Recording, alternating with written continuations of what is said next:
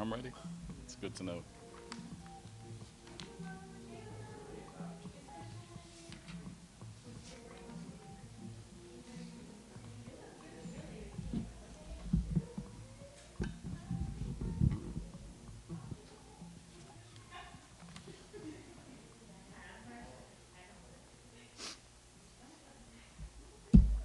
Good evening. Let's get started. Welcome to my mayor's lecture series. Implied in that statement is that I'm the mayor. My name is Stefan Roots, and welcome to Chester City for those of you who aren't from here, and welcome to Chester City Hall for those of you who've never been here. With this monthly lecture series, I invite experts to give free public presentations on topics relevant to Chester residents. These lectures equip us with information, connect us to resources, stimulate community thought and discussion. Topics have ranged from housing in Chester, gun violence and mental health, the Underground Railroad in Chester, and more. Last month we hosted Dr. Nolan Fontaine and Phoenix Moon of the Urban Indian Heritage Society to share about MLK's American Indian and Chester roots, no pun intended. You can view all the recordings of all of our Mayor's Lecture Series on the city website, which is www.chestercity.com, or on the Chester City YouTube channel. I recommend you go to the YouTube channel. It's much better presentation there and easier to get to. We schedule these mayor lectures on the first Tuesday of every month, 6 o'clock to about 7:30. There's a lecture and there's time for Q&A. If any of you have any topics or any speakers that you would like to for us to consider presenting, please let us know. Myself or Justin, my assistant, in the back. Tonight's lecture is Chester Ain't No Third-Class City. Tonight we're hearing from Dr. Christopher Rogers with a presentation entitled Chester Ain't No Third-Class City. I love the title. Chris was born and raised in Chester and was one of the top students at Chester High School. And just as a little insert here, I met Chris when he was a senior at Chester High School. I was publishing a local newspaper called Chester Spotlight, always looking for a story. I think it was edition number 4. I think it was 2006. And I was invited to Chester High School to meet the top 10 in the class, of which Chris was among them. I wish I had remembered to bring that issue. That issue, I still have some archives at home. He went to earn a bachelor degree in business administration from Villanova University, also my alma mater. So I kind of saw myself as Chris's big brother. And I couldn't wait to join him on campus to show him all the things that I'm sure he hadn't seen before, take him in all those nooks and crannies that I had gone through many years before he had got on campus. And we made it happen. We met on campus. I started taking him around. But I couldn't help but to notice how well he was received as a freshman in his first semester. And it didn't take long for me to say, hey, Chris, you got this. You don't need me. I was so glad to see how much had changed in the years that I went there to the years that he went there. It seemed to be a much more inclusive place, and I was really happy to see that. From there, he got his Master's of Arts in Teaching from Cheyney University and a Master's of Science of Education from the University of Pennsylvania, and finally a PhD in Reading, Writing, and Literacy from the University of Pennsylvania. Now, I'll insert another little story. So Chris texted me or called me or something, and he had a cover of a book, and he says, have you seen this book? And I said, no. And the image on the book was a picture that was taken right here on Avenue of the States of, you know, if you're familiar with the area, you know the image. It's just, you know, a couple buildings. Chris said, do you know this author, Chris Melee? Never heard of him. So we both were on a mission that day. We're going to find this guy who wrote this book on Chester, and we're going to get that book, and we're going to read that book, and we're going to give him the business because he didn't tell anybody that he was writing a book on Chester. Come to find out, it was on purpose, because when he wrote the book, he hadn't talked to anybody in the city of Chester. What he had done is just did a lot of research on a lot of the material that was already written and his own observations. The name of the book, and I encourage you to get it, read it, because it's great. It's called Race and the Politics of Deception, The Making of an American City. I just happened to be with Chris today out at Swarthmore with the Chester Semester Group, and I told the students there that I invited them here for this lecture so they can meet you, and told them the connection between you and Chris.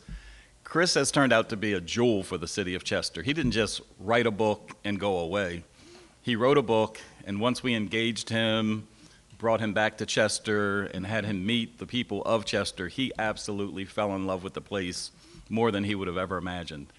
How old is that book now? That book is like 2017, 2018. Okay, so the book's been around for a while. It's, I think, actually taught at Swarthmore University, one of the books that they go through. And he told me today that part 2 is coming real soon. But he's been involved in Chester the whole time, and that's really exciting for me to know that the guy just wasn't a opportunist and just saw a town to make an academic study of the town and go away. Back to Chris, though. He currently, is that where I want to go? No, he previously served in key roles with the National Black Lives Matter at School, Paul Robeson House and Museum, West Philly Cultural Alliance, Philadelphia Student Union, Teacher Action Group Philadelphia, and more. He started We Win From Within in June 2023 as an educator and cultural worker with more than a decade of experience in supporting justice-oriented arts, culture, and community in the greater Philadelphia area. The one thing that is missing here, and that I guess you have to know him to know, that the Chester Made brand that we're all familiar with, Chris was the first was it program manager or project manager? I didn't last that long, but yes. Well, first of all, I'll be forever mad at him because I went for that position too, and he got it over me, and I'm not mad at him. But no, it didn't last long, but he did make an impact. So for those of you who don't know what that is, Chester Made, it was a collaboration between what's now known as the PA Humanities and the Chester Arts community, who pretty much have revitalized, these 3 blocks here in Avenue of the States. In full disclosure, it was the work during that time with Chester Made that sparked this lecture series, because part of the activities that they had were lectures, and they were really impactful. And when I became mayor just last January 2024, one of the first things I wanted to do was rekindle the lecture series. So that's what you guys are a part of tonight. I think I came to Chris pretty early as we were trying to find people to do lectures, and he agreed to do a lecture, but he was only going to do it in his time. He wasn't going to do it when I wanted him to do it. So this is a long time coming. We finally got here, and I'm glad we're here. I can't wait. He currently coordinates the Friends of the Tanner House, incubating a Realized Henry Ossawa, thank you, Tanner House at the intersection of Black heritage preservation and community cultural organizing. As a facilitator with the W.E.B. Du Bois Movement School for Abolition and Reconstruction, he supports aspiring movement leaders serving communities most impacted by poverty, policing, and mass incarceration. Chester. Pretty much Chester. Okay, pretty much Chester. Dr. Rogers is also a visiting assistant professor at Haverford College, where he has been teaching courses this year. There will be an opportunity for questions, like I said, in discussion after the presentation. So make sure you write down your thoughts and questions as they talk. For those of you who just came in, do you have the handouts? Because he has a couple handouts for you as well. And with that, I'm going to get out the way and join me in welcoming my dear friend, one of the smartest guys I know, one of the guys I look up to because he's smart and he keeps the work going in areas that is so important. Dr. Professor Chris Rogers.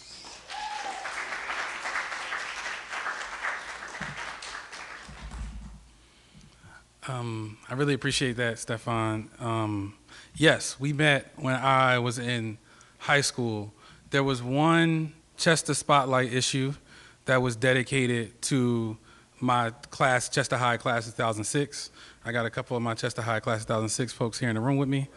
But then there was a second issue where you did a profile of me, my older sister Chelsea, my oldest brother Charles at the time. I had graduated and was on my way to Villanova on a full tuition diversity scholarship. Chelsea was already at Widener University, and my brother was at Penn State, Maine. And the story was about, well, let's go here. You know, calling people into the room. So this is, you know, my direct family. You see me on the left, you see my older brother Charles on the right. Then you see my little sister Chare up front, and Chelsea looking over her shoulder. You know, and these are our parents. Beverly Box Rogers and Charlie Rogers. My mother transitioned when I was in the 7th grade, or going into the 7th grade. My father transitioned while I was at Chester High in 11th grade. So the story was about, it was a good news story for Chester about a family that, even despite the challenges that we were experiencing, and definitely a shout out to all the community of Chester that looked out for us, we were on our way to college and doing our thing there. So I also thank you for that article, you know, because that really meant a lot and helped sort of solidify, you know, a family story. So when you go looking in the archives, if you could find both of those for me, I appreciate it. But I think it's important to like name, you know, our parents and other ancestors that sort of like inform the work that I do here. We won't have time to do like a full, I do a lot of, you know, community events and as a Pan-African practice of doing libation, right? And it's always like about calling your ancestors into the room. So, I mean, throughout today, I think we will have an opportunity to name some of those names of people who touched us. Like my mom was a team mom for Chester Biddy basketball. We were all up and through there. My dad was the treasurer for state rep Kirkland. Pretty much his best friend most of his life. So we were always enmeshed in a lot of like Chester. Like I even come to find out, my dad didn't really talk a whole lot about his story, but like George Carter was a mentor for him, you know, who's now in the Boys and Girls Club is named after. And there's probably a lot of times where we get dropped off at the Boys and Girls Club, even though we were supposed to be watched by my dad. You know, he would drop us off at the Boys and Girls Club, do his thing, and then come back and get us and be like, all right, yeah. There's probably a bunch of Chester co-parents who still do things like that. So yeah, I just wanted to like begin there and, you know, lift up my parents and their story. What I have prepared today is kind of just reading a couple stories. I have taken upon myself, hey, Miss T. She's featured in one of these stories. And I think maybe it was like last year or so, my wife is here, Valerie, and I said, oh, I think I want to try to write. Like, I think I want to be a writer. Now, I had written some things before that, but I was always like, you know, playing around. But I'm about to release sort of like my first solo debut book. It is called My City Needs Something. It's coming out next year. So I really got into like, all right, if I'm gonna write, I'm gonna take it seriously and see what I can create. So I'm kind of walking up to those stories, coming from some stories that I have written in the past that are all like tied in with Chester. And we'll see what else comes up as I try to remember them. The ones that are already available, I gave it to you. So you have one, A Labor of Love, Requiem for the workers of the Chestnut Bland School District. And you should also have my chapter 7, which is, what's the title? What's it say? We have nothing left to prove, only a world to accomplish, which is part of an edited collection that came out through University of Minnesota Press in 2023. All right. So in order to sort of like begin, I think this was probably the first piece that I made that got a lot of like love or support for it. This was 2015. My mom worked in the school district for about 29, 30 years, right?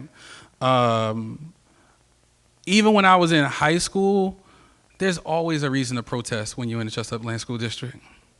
There's always a call for more school funding.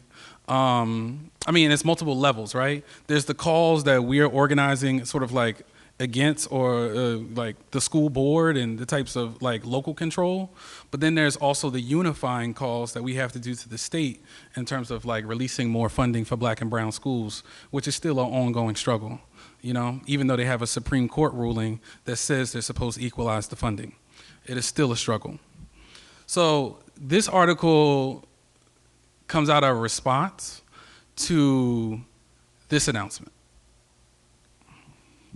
Following the announcement from the superintendent, the approximately 200 teachers represented by the Chestnut Bland Education Association and more than 120 secretaries, teaching assistants, licensed practical nurses, and other staff represented by the Chestnut Bland Education Support Personnel Association passed a joint resolution stating that their members will work as long as they are individually able, even with delayed compensation, and even with the failure of the school district to meet its payroll obligations, in order to continue to serve the students of the Chestnut Bland School District. The state didn't have, well, the school district could not afford to hit payroll. There's a lot of things involved in that. There's the whole, you know, the rise of the charter schools within a district. There's the special education funding, which also still needs to work, but they could not meet payroll. And our teachers decided they were going to go to work anyway.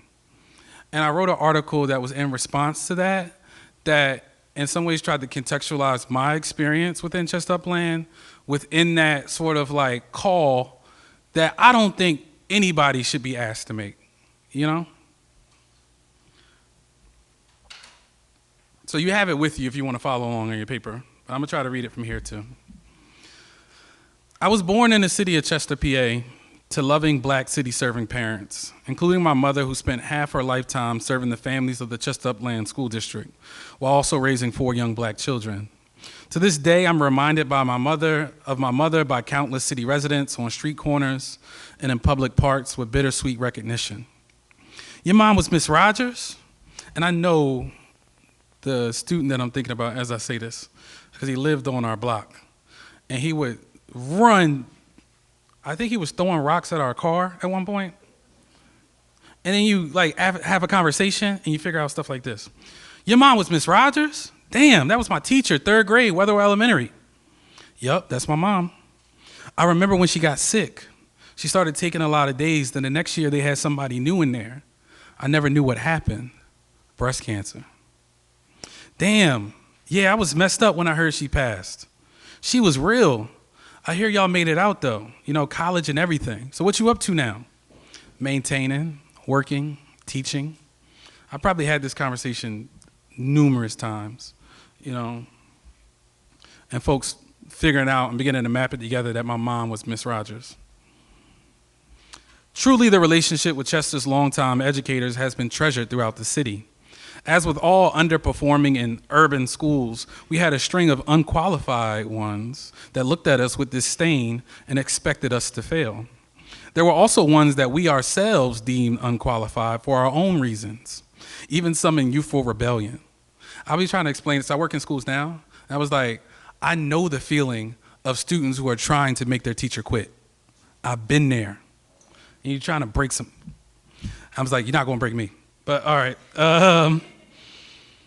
But rarely do those stories live on beyond the lunchtime laughter. The names of teachers who Chester remembers have been around long enough to count the generations, from son to granddaughter to great-grandchildren. I can hear now former Chester High English teacher and everything else, Miss Twyla Simpkins, joking, "Once I found someone's great-grandchild in my class, I knew it was time to leave." Remember when you said that, Miss T? And leave she did, if you can say that, because she is now retired only about 2 blocks from Chester High at the Yes We Can Center. She still heads up the Yes We Can Community Center of Chester and is archiving Chester history for its emerging historical museum that features as much as Black Chester as most other historians leave out. These were the teachers that we learned from, grew with, and honored in both infamy and joyousness. These were many of the teachers that were not only Chester working educators, but lifelong Chester concerned citizens, Chester mothers, fathers, aunts, and uncles, Chester churchgoers, and clergy members. You know, shout out to Mr. Henson at like Columbus Elementary, and just, it's so many names. You know, Miss Reed, Miss Wright, Miss Tucker, who else? Other teachers from the city. I give y'all time. The same can be said for the overwhelming local and Black school staff. You can often laughingly hear reminiscent tales of young, seemingly apathetic Black Chesterites. Is it called Chester? Me and Crystal was arguing about this. Are we called Chesterites? What's our title? Chestorians? Is that mayor? What's our name in plural?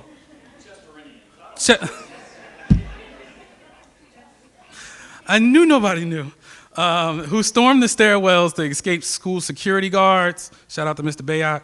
Many of whom have legendary encounters of gripping up 3 grown-ass young bulls at the same damn time. Yes, we skipped school too. Looking back, there wasn't always so much to miss in the state-sanctioned curriculums we met and the teachers navigated around. In the No Child Left Behind years, our intelligence was reduced to a test score and our livelihoods reduced to school attendance rates. We rebelled, yet even in rebellion, lifelong lessons found us. I proudly remember telling CUEA President Michelle Pollack that I am not doing this test prep bullshit because I came here for a literature class. She gave me a 0. That 0 lowered my grade, yet the lesson remained. There's cost to being principled. You must be prepared to accept in order to make a statement. Lifelong lessons like this I am still discovering. Miss Bird gave me a C because she said I wasn't working to my potential when I had completed all the assignments. I still don't believe that was a legal move on her part, but yet I applaud her for making me stretch myself beyond the check boxes when approaching a task in order to discover more about myself. Years later, I returned to Chester High after undergraduate graduation. I got rejected from Teach for America's final round, and Miss Kleiss reminded me that I was one of the most gifted students she ever taught. Miss Kleiss let me have copies of Sophocles' Oedipus trilogy as an 11th grader, and to this day will probably scold me for not having read Dostoevsky yet. I still haven't read Dostoevsky. Maybe, in the future I might. Who knows?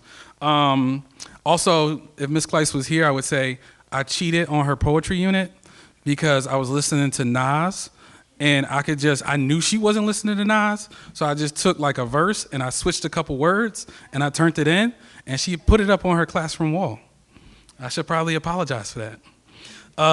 Learning for learning's sake, she impressed upon me as well as you should only respond to judgments from those that have your aims and goals at heart. All this is not to say that Chester Upland wasn't also the prison that the revolving door principles sought to bribe us our freedom from in exchange for assimilationist persistence and silent conformity. I got sent to ISS in 11th grade. I'm just one of the top 10 in the class. I had my shirt untucked in the hallway.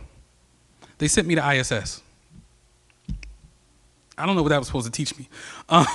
Do what you're supposed to do, as long as that matches up with vague, often contradictory, caveat-filled authoritative guidelines. I know now that this lesson trickled down from the pressures that they faced under state control. I did not know that as a young person, and nobody explains that to young people. I'm just looking right at my teacher, I'm going like, this class ain't doing what it's supposed to be doing. You're not really teaching me. I didn't know about all this sort of like policing and guidelines that they had to follow and they were forced to follow. Still a lesson to be learned there. as well as what parental best intentions they sought to leave with us for the maze of what it means to grow up poor and black in America. A constant churn of principals, superintendents, administrative structures. Remember Edison? They tried to change the name of all the schools that we was just in last year and try to make it like it was different. All right, and points of emphasis due to the requirements of a child being labeled below basic by Scantron machines. 1 week it was discipline. That meant you missed the second hallway bell, a 1-day suspension. You have your shirt untucked, ISS. Next week the focus was attendance. That means enter through those metal detectors after 8:30. Yes, the metal detectors where also they had to check you to make sure that your cell phone wasn't on you. A lot. Enter through those metal detectors after 8:30 and you are absent.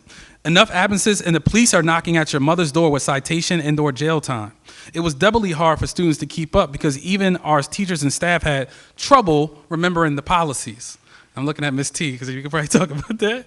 But some things never changed, right? Like the textbooks and the school equipment. It was only right to have your older cousin's textbook from their time sitting in this algebra class. By the time I approached graduation, things were even worse. Textbooks were hard to come by. You received staple photocopies of everything. As the state budget worsened, teachers were forced to purchase the paper for their photocopies out of dwindling, disappearing classroom budgets. In order to make do, they forced us to copy everything from the books while in class. This was Mr. Rigner's social studies class. Much could have been done to improve the learning conditions in Chester Upland while I attended, and I'm sure that this still stands now. However, my maturity into a working educator reminds me that student learning conditions are also teacher working conditions.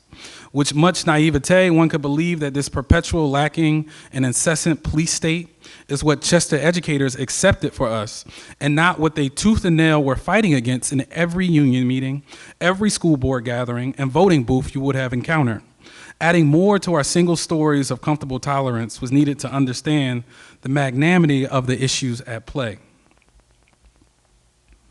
Eventually, as Stefan mentioned, or Mayor Roots, I eventually stepped out of Chester Upland into the green mainline pastures of Villanova on a diversity-driven full academic scholarship. I began to notice that the tumultuous world that I spent the last 12 years mastering was much different than the average experience of even my fellow working-class black friends. It would take serious study to understand what lied beneath the surface in Chester's everyday struggle. After years of digging deep into the swaths of our anti-black laden national consciousness, what emerged was Chester's decades-long singular legacy of corrupt municipal politics and full-scale, countywide de facto segregation efforts against everything black. Piecing together these personal stories of Chester of old, tied with rare documented academic accounts, revealed that there was always more at hand that led to these conditions that I, past, and future generations of Chester Upland students navigate. Chester didn't create the prison it was sequestered in. It was bound to these cyclical failures through the hands, pens, and traps of many. The borders of Chester were heavily policed by police officers and loan officers alike. I was talking to Crystal earlier about like Section 8 vouchers. And if you track Section 8 vouchers across Delaware County, where could you actually go? And where were Section 8 vouchers not allowed? There was an article about this in the mid-2010s. I still want to create a graph of that.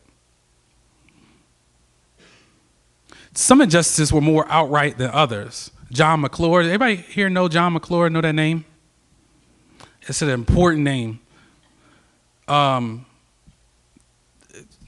of the books, John McClellan, who's writing about John McClure, says, it is pretty much true that Chester never had access to a two-party system of politics the entire 20th century because of the Republican machine. My brother registered as a Republican so he can get a job at Wachovia. Good. McClure's Republican machine ran the city with an iron fist. The sentiment of you ain't going to get no job in the city if you ain't Republican was finally overwhelmed with the upstart of America's first black president in 2008. Yes, a virtually black Chester was mostly Republican until 2008. I have to explain this in Philadelphia all the time. Now our city has a new Democratic slate, yet Delaware County remains under Republican control. Is that true? No, it just switched over, right? All right.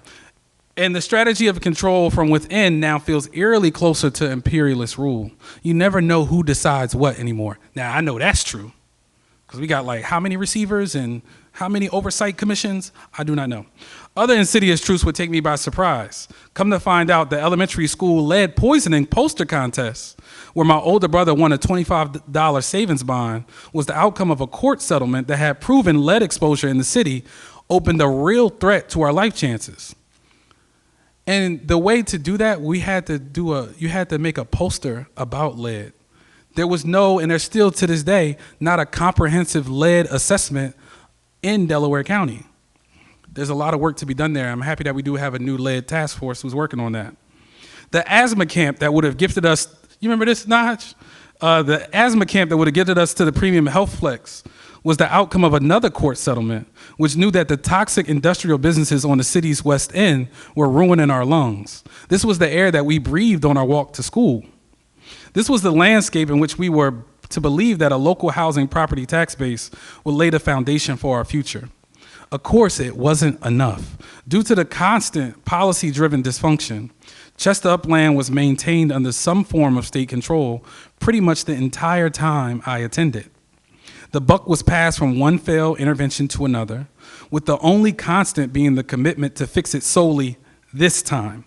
As grace would have it, a big-time Montgomery County Republican and heavy political donor lobbied to invent PA charter school law and a new charter school campus, sans public financial reporting. I think now he got that CSMI Consulting, which is the management company which works with the charter school. And so the charter school's books are open, but the management company's books aren't open, so you still don't know how much money they're making off of us.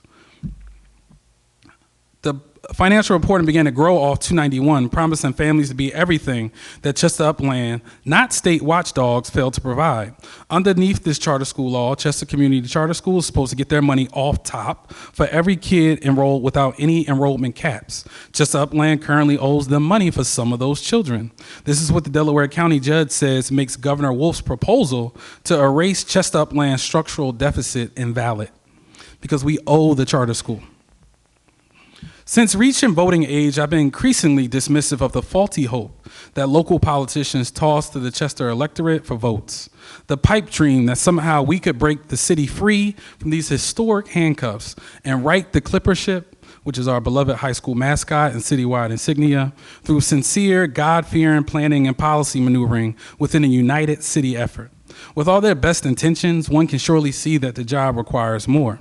If Friday's announcement is an indication of anything permanent, it is an indication that Chester's struggles are much bigger than our 4.7-mile city can detangle on its own. Restoring Chester will find necessary that many of these protectionists, profit-driven actors upon Chester must come to reckon with and claim responsibility for the continuing history of Black Chester's demise. The Chester Upland School District is only a subset of the crisis that haunts us. You can now add Prospect Medical Holdings to that list.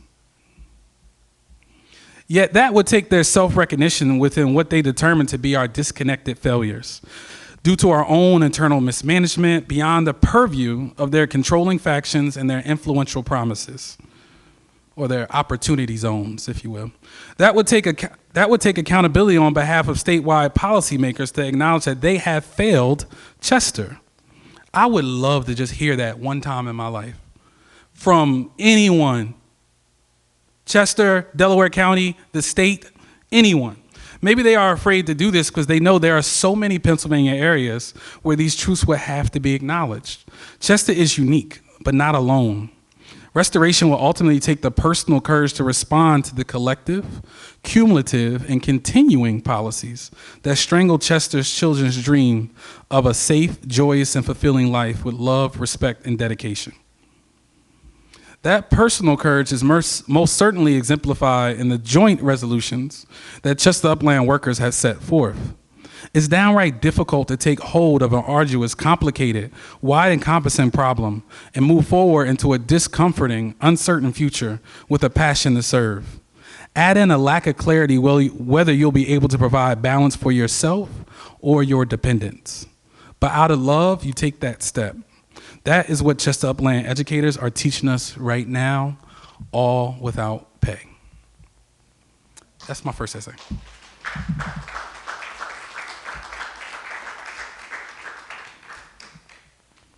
So I started enjoying that, and I got some stories in. I don't know if we're going to get through the rest of the other two, but how did, were people able to follow along there? Any questions about anything that's here before I move? Cool. So, so this was 2015. I just put this up on Medium, which is a nice platform that I use to blog. I would say, as I often talk to Mayor Roots about, there is very few places in Chester to get the real news. There's always the Facebook rumor mill, and we're trying to put things together. But like, where do you find all the information to put things together? I have always sort of like complained about that. And most of the time people would be like, well, did you come to the meeting? And I'm like, why? I had to work or I was out of town and da-da-da. Well, if you really care, you would have came to the meeting. And I was like, well, we got computers and technology and PDFs and forums and all these other things. Do we really all have to come to the meeting, or can y'all like send the information out into the public? I know we're still working on that. But I really wanted to step in to talk about some Chester stories, And I would say one place that I always found important to get the news of Chester is through rap music, particularly the rap music of, my generation and younger. So the next thing I'm gonna read is kind of like an ode to Chester's rap music, which I was kind of a part of, if you will. I made beats. I had a studio for a minute. I was always around. I was never in front of the camera. But it was fun while it lasted. And I still have come back to music in some ways. Like, this was my album that I put out. That's my Chester High prom picture from 2006, right on Washington Avenue, and my cousin Michelle's Nissan Altima. This was the album I put out. But the next one, okay, here we go.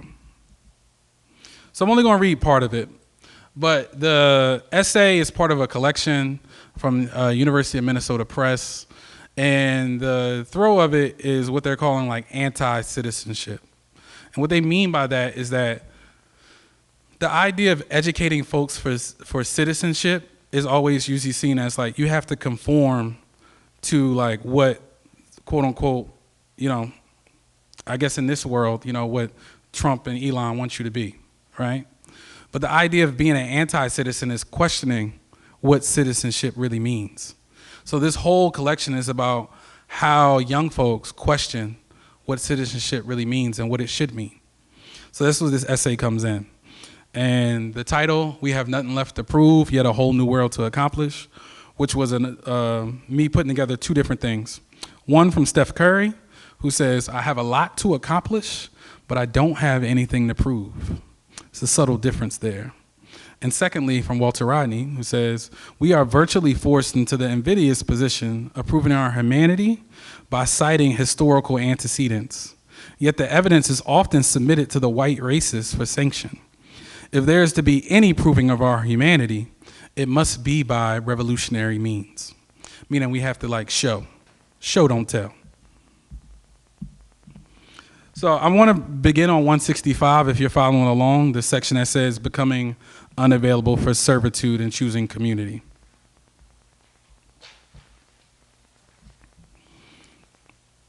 All we must have now are songs of freedom, which sends me reminiscent on how my own youthful anti-citizenship praxis, revealing how I got over, how I came to learn we were more than what they showed us, much more.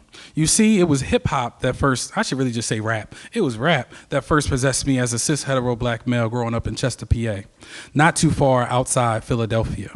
Between the 90s and the early 2000s, we lived under constant judgment by media portrayals of our town as wholly negative, lacking, dangerous, but never oppressed, sequestered, or subjugated. It was the single story attributed to my city, to the village that reared me. Years later, that same single story would serve as a social currency, as some sort of psychological debt that I made payment upon by achieving a sense of upward class mobility. Chris, Yeah, you from Chester, but you made it out. You got a degree. You graduated from University of Pennsylvania. You good. I don't know exactly what's that trying to prove. You know, my family is still here. Both sides of my family are still here. They're still struggling. It does nothing for them, but people put that on me. Don't get gas, y'all. Either side of that coin ain't got nothing to do with me. Yes, the realities of drugs, crime, and violence had their impact upon our community, just as more rarely articulated state-sponsored political corruption, failed educational policy, and environmental racism. These were the structural ravages of organized abandonment, cruelly projected onto black families of evidence of disorder and deficiency. To accept individual praise is to refute the collective offense. We have not been saved. What I came to cherish the most from my upbringing in this black-ass city, to which I later found language for through black placemaking, was to know that even among this ongoing acute duress, it could never wholly consume the fleeting dreaming energies of the black community. We still invented ways to make beauty in the village. What remained yet invisibilized to those unwilling to see us was the Chester of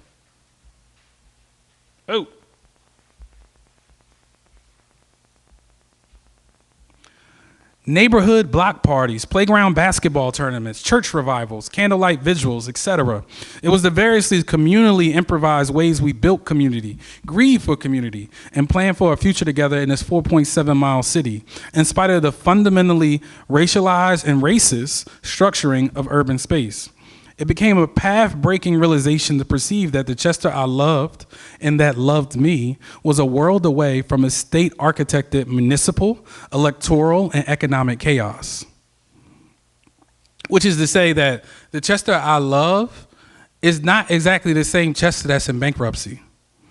I don't think, like, City Hall, we in City Hall today, but I don't know if the heart of the city is in City Hall. I think it's more like at homecoming. You know, or like JNS at 2:30 in the morning on a Saturday night, or like a Chester Biddy basketball game. The heart of the city is kind of more there for me. And in some meaningful ways, my inheritance was to see that the next generation will be reminded that this place remains useful ground from which to glean world-altering possibility. Rap became this platform where we, black teenagers, could practice an anti-citizen poetics of landscape within the cipher and on the record. I couldn't rap a lick, and I still can. I made beats and realized that even without a vocal track, those beats spoke too. We recognize our power to write ourselves and our complex social worlds into existence, within, beyond, and against the dominant dictates of black suffering. We invested our time, our intellectual energies, and a couple dollars to invent our own narratives about ourselves and the city that explored the tensions in trying to make a life in a place deemed to be unlivable. We collage language, rhythm, and style to honor a multi-dimensional look at our urban social realities that we never found in school textbooks or passed down from the well-intentioned but narrow mentorship offered by many of the local elders. Narrow because it often felt too missionary, too much like a civilizing mission that faulted us as being the impetus of our own premature death. We arrived into these conditions, and too many of us were being blamed for attempting to experiment a way out. Yet the best of our preceding generations, elevated by community wisdom rather than educational achievement, those are two different things, right? Chose to accompany us in making sense of our environments. They honor what Tony K. Bombard sanctified as part of the preparation for collective self-governance by imparting language for rendering the confusing intelligible, for naming the things that warped us, and for clarifying the complex and often contradictory nature of resistance. I suspected they knew the building blocks for creating otherwise worlds required a foundation in what Kiese Layman expresses as healthy choices, second chances, and good love.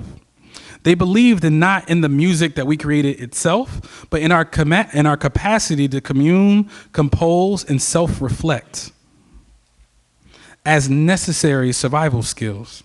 Years later, I would envisage this commitment to endlessly creating ourselves in studios, on community stages, and digital platforms as our rediscovery of a very old black epistemological tradition, a surviving blues impulse Ralph Ellison describes as to keep the painful details and episodes of a brutal experience alive in one's aching consciousness. The finger is jagged grain and to transcend it. Anybody see Sinners? That's pretty much what that's about, right? Within our Chester village, we black youth made something, however ephemeral, networked across a mix of basements, park benches, street corners, and community centers that allowed us a collective standpoint to interpret our experiences and desires, fueled by an expressive freedom that formal education failed to incite. While the insights gained couldn't be made to protect us from the promised incursion of prevailing anti-black logics, the ability to define ourselves for ourselves echoed the simple and powerful truth that defeat or victory remained an internal affair. It was made clear that making a commitment to community helps you survive. And just maybe, the work of a lifetime was to stay grounded as we were, sitting in that revelation, to be ever wonderful by never allowing the colonial world to change our minds. I was listening to Earth, Wind, and Fire at the time. To know we can make worlds, hence that we can unmake them too. Could it all be so simple? That's my second offering. There's a lot more to read there, and certainly on your own time, I would love that. But I really want to open it up for a bit of a conversation before I go into like debuting my sort of final thing from the new book that I got coming out. So I would just love, I understand that I'm dressing up a lot of experiences, but if you were to ask me about them, I could come back into like everyday conversation to explain them. So yeah, let's have a little conversation for a minute. Out of what I read, like what came up for y'all? What does it connect to? Naj? Oh, you need a mic? Do we need a?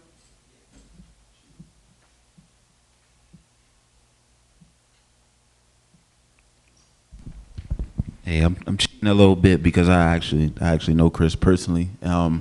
So one thing I said to you, I'm saying in front of the audience or whatever like that. There's a theme of community in pretty much everything you do. And I noticed it because it's like looking back at stuff you've done. From high school to present day. Yeah. And so talk to us about that and why it's like a pretty much a cornerstone for you, like a building stone for you. That's a good joint. You talking about like going back to high school. So my senior project for Chester High was ambitious. It was a challenge even for myself. I wanted to create a radio station for the city of Chester. This was 2006. Yeah, 5 going into 6. My idea is I want to create a radio station. And it's funny because the same platform, Live 365, that JP and CMP Radio uses now, I had did all the research on that in my senior project in high school. Now, the idea of doing a radio station was I considered myself the most premium bootlegger in the city of Chester. I had every CD and DVD before everybody else. So I was always into the music. So the idea of like that as a community sort of like offering was like, we need something that is also, and we were beginning to make music at that time, that can honor the type of sounds and music that are coming up from the city, rather than always having to glean on to whatever Philadelphia was doing. And our partner, this is crazy to say about it. So Team Mac, Corey, was just starting a program, Making a Change Group. I wasn't a part of Making a Change Group. I partnered with Making a Change Group as a high school student. And we came together and we recorded a pilot. Diddy was there. And that pilot, we sent it out. Ms. Glover, the guidance counselor, helped me send it out. We sent it out to Power 99. Ms. Glover, she had high hopes. She was like, yo, you should send this to Oprah. Oprah fund this. But we sent it to Power 99, and they invited us onto a trip. And it was a trip where the school district, God bless them, funded us a bus to be able to go from Chester all the way up to Power 99. And we did the evening show with the Hot Boys. And it was just like, that moment of seeing something from you part of a conversation amongst a lot of folks, and you figure out a platform which you can like build some structure around it, and you create something that is not just for you, but can serve multiple people. And yeah, I feel like I've been at that a real long time. You know what I mean? So now, me, Naj, and also Rebel, we have this project called the Chester Gifted Program, which we call a sound system. A sound system is an homage to Jamaican sound systems. And we do these parties up in Philly, but we're also like working on some artwork, you know, or some social practice art, as they call it. So we do these parties up in Philly called Mama's Basement, and it's this way where we're there to just try to create a good time for folks. A good time for folks in the evening. The donation, we always find a different movement organization to donate funds to. We raise about $400, $500 a night when we do it the last Friday of the month. And it's this way of like, I was going to come out and listen to Rebel's set anyway, you know what I mean? But out of that, we kind of both built something that we kind of are there for, we have some agreements for, but also we can have people from the city come out and have fun. You know, a lot of these pictures kind of speak to that. But also what it is too is an opportunity. Chester is beautiful and amazing, but in order to sustain a creative endeavor, you got to be able to get to those larger metros. So it's also a bit of like a chain migration effort in terms of like, you know, Rebel and myself are pretty much solidified on the cultural scene up there. And it's like, how do we get more of Chester's talent on the Philadelphia scene, and what opportunities come from that? Yeah, and what can we bring back, and the types of relationships and opportunities, and also a sense of process, and you know, a sense of like structure that goes along with that. I appreciate that, Naj. Anyone else?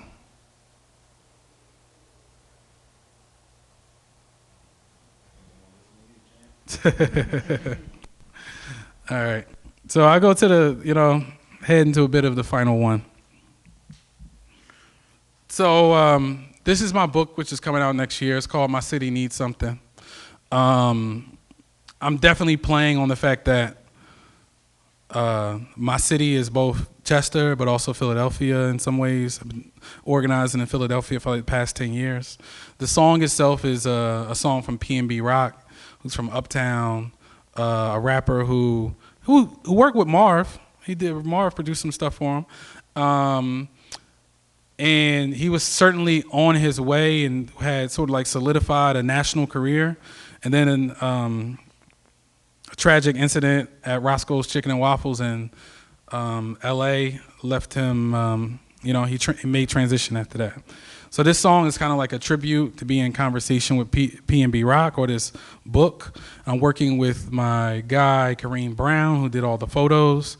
And I just want to read something that connects to Chester from there. The title is The Slum Village Knows What Love Is.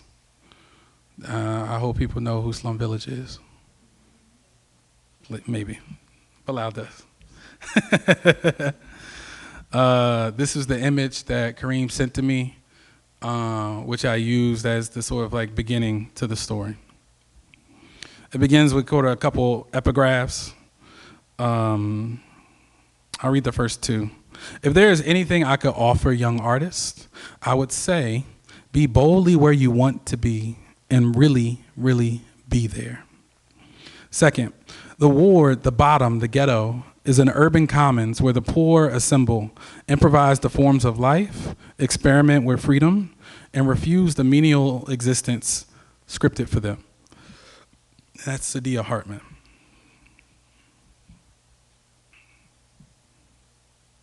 Rock, our true smiles and our answers for the city are only made possible in and by, through, and possibly sustained community. It takes a village to raise a child is not just a Malcolm X Park proverb. It takes a village to raise a child is not just a Memorial Park proverb. It's how we must stay free and survive. When we gather all black and loud, we celebrate the harvest of being each other's magnitude, business, and bond. I say, as Miss Brooks says, that we are wholly undetainable. We be a rough rank riot beyond containment. The genesis of our freedom recover in a yearly carnival, whether in Notting Hill or Port of Spain or a port terminal, a underplanned church revival around Vernon Park near Germantown and Shelton, or a beloved black Muslim Eid celebration off Lancaster Avenue at Clara Muhammad Park. You know, the one from that year we all remember because, yeah, Ashe. So what that is noting is this was the Eid from not this year, but last year. There was a shooting that happened about 30 minutes after this photo was taken. It's one of those stories that not everyone is going to know unless you are fully like in Philadelphia. Rock, it takes a village, but whatever makes the village. Black movement has always been subject to constant surveillance and ever-present strategies of enclosure. This gets me back to the Caribbean, to the tradition of carnival, where folk like M. Norbese Phillip and Earl Lovelace challenged us to hear the culture of resistance to imperialism, colonialism, and racism embedded within its extravagant celebration of the oppressed city's fugitive pursuit to achieve unrestricted movement and lasting freedom day. A quick note. One thing, I could pull up the facts if you want me to, but a Jamaican architect, Patricia Green, maybe about 2 months ago, she says, you know, the only way that y'all have Pennsylvania is because of Jamaica. I said, what do you mean? William Penn's father was a general in the British Army who helped capture Jamaica from the Spanish to the British sort of like empire. The gift for doing that from the king, he said, well, it's 4,000 acres over there. I ain't going, but if you go, you can have it. We know Penn's Landing, the actual Penn's Landing is here in Chester. This was the reward for the colonial capture of Jamaica. So it kind of makes sense that we got a Jamaican sound system. Rock, the late Julius S. Scott wrote in The Common Wind that as long as masterless men and women found ways to move about and evade the authorities, the planter class reason, these people embodied submerged traditions of popular resistance, which could burst into the open at any time. Yeah, they know we coming. And Robeson says they know we be the decisive force. But like I've been saying, Rock, I grew up in the city of Chester, 4.5 miles wide and 1 million tragic stories deep in it. It came to be one of the first European settlements on this side of the Atlantic Ocean, bought, right, under a poison treaty made with the local Lenape nation by the revered Quaker slave owner William Penn. It bloomed in the early 20th century when wartime industry exploded under the Delaware River waterfront. When post-World War II deindustrialization hit the scene, it was abandoned by its big business corridor, who blamed the taxes and most of its middle-class constituents, whom we could be honest and say were some of us too, left. Chester would become, post-World War II and all the wars successfully after that, the place trap in which Delaware County politicos decided it would entrap an immigrating Southern black population searching for their own kind of American dream away from the full benefits of racial integration. In my lifetime, we struggled through the war on drugs, the imposition of exploitative pollutant-spreading waste companies, which were always with the state's permission, and continue to be left by that same crooked state legislator in sending in elected state representatives to negotiate and beg with those big toxic businesses to invest in our city as our sole, yes, fiscal, but also substantively material means of survival. Which is to say, I don't necessarily care about all, like, we do need city services, right? We do need fire trucks. We need ambulances. We need hospitals. We need those things, right? But what is the thing that we have to, like, make a deal with in order to do that? Yet and still, there has and will continue to be a thin and yet kind of sturdy George generative black aliveness and presence that refuses to believe in the fiscal conclusions as the be-all, end-all purpose of our lives. Yet and still, the black working class culture of my city, the city I actually still to this day claim, even when I don't have a current address in it, has remained abundantly gifted, talented, black, and proud. My phone lock screen is still my family home address. I'm not sure everybody knows that one, but 1510 Washington Avenue.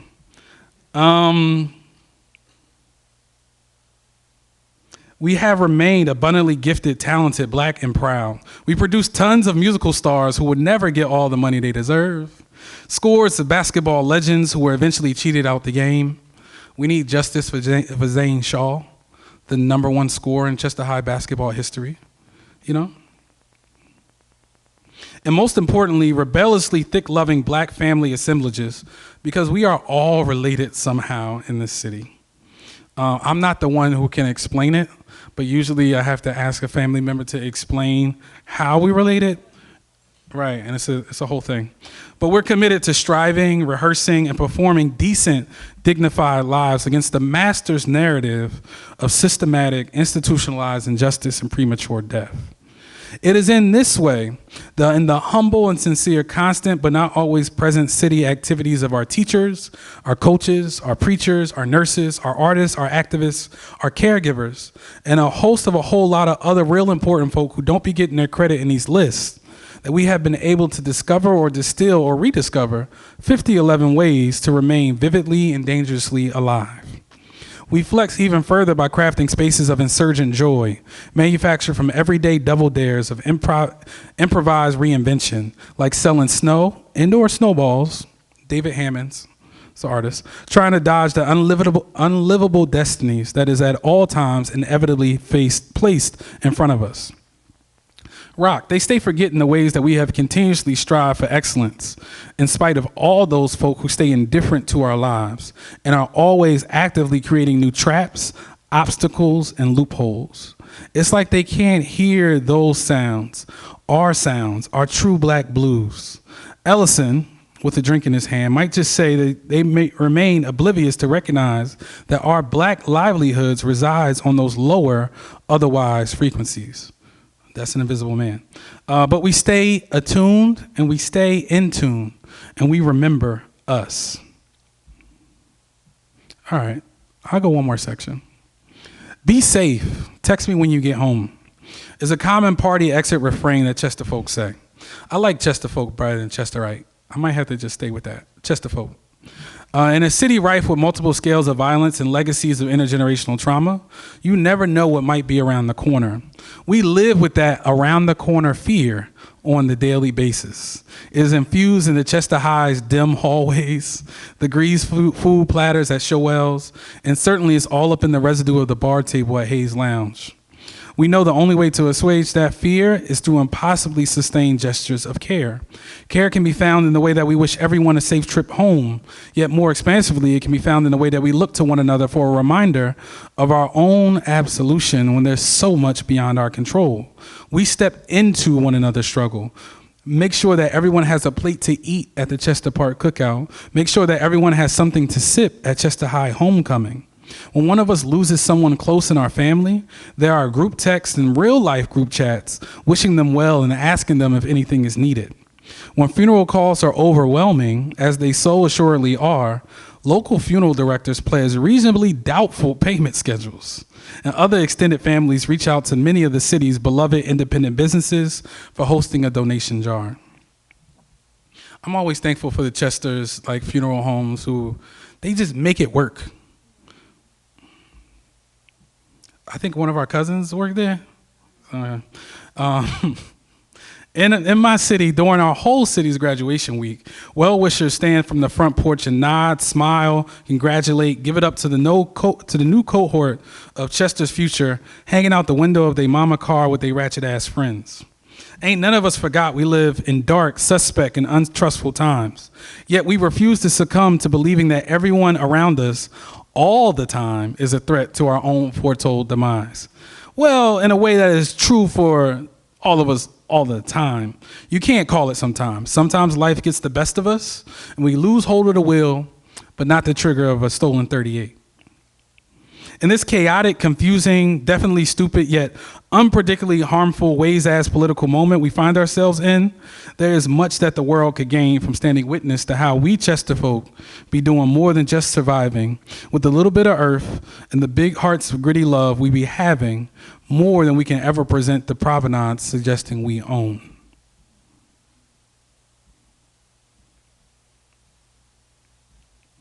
And I'll just skip to the end. But it's something about losing yourself to that Chester sound and a crowd of everybody you grew up with, discovering that right beat at that right time to dance our way out of these constrictions, like the Parliament Funkadelic record says. I'm talking about Homecoming, but Homecoming was a mess as usual. It was yet our black life. It was us knowing in our bodies, but not always the mind where we had fully been. It was us stretching that moment to muster a surviving joy and to plot the unplanned rebellion. Because ain't none of us know what was coming around the corner. But we knew that this time right now was and always is fragile, precious, golden, and fleeting. And we knew we had to hold on to that. We had to flow with it.